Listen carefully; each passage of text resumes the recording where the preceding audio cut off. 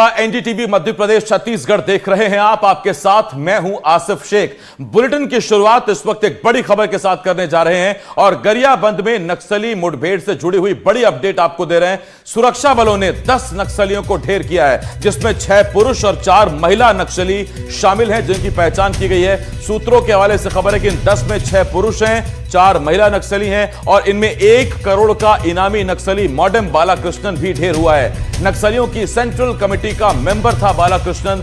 Odisha state committee member Pramod भी ढेर हुआ है, जिस पर 25 लाख रुपए का इनाम था। देर रात 1:30 बजे तक मुठभेड़ चली है। तो ये बड़ी खबर गरियाबंद से इस वक्त हम आपको बता रहे हैं। नक्सलियों को एक बार फिर बड़ा झटका लगा है और एक दिन पहले ही नक्सलियों ने एक लेटर जारी किया था।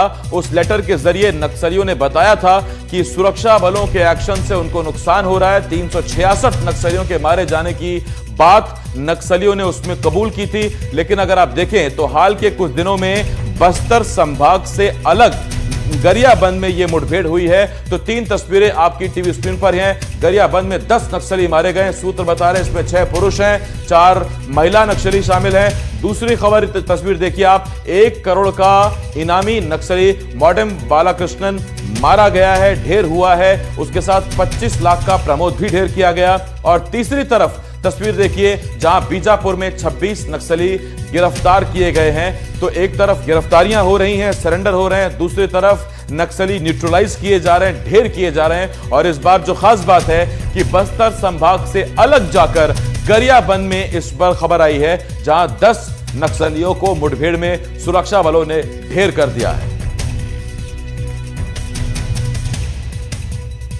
तो अगर आप देखें हाल के कुछ दिनों में, तो हाल के कुछ दिनों में नक्सली या तो सरेंडर कर रहे हैं तेजी से, और सरेंडर करने के लिए 2 बहुत अहम चीजें हैं। पहला, जो पूना नरकोम योजना है या लोन बर्राटू अभियान तो है ही, साथ ही साथ जो नियत नेला नार है, इन तीनों को मिलाकर नक्सलियों के सरेंडर करने की दर में इजाफा हुआ है।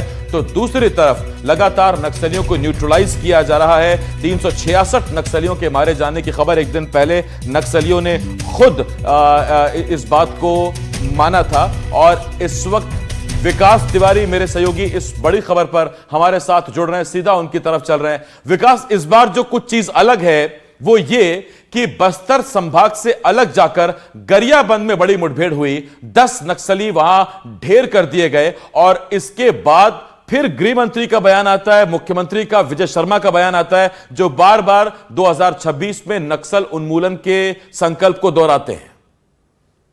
देखिए, मुख्यमंत्री और गृह मंत्री के बयान के साथ ही साथ खास बात ये रही है कि इसमें केंद्रीय गृह मंत्री ने भी इस बात को लेकर अपने ट्वीट किया है, अपने बयान।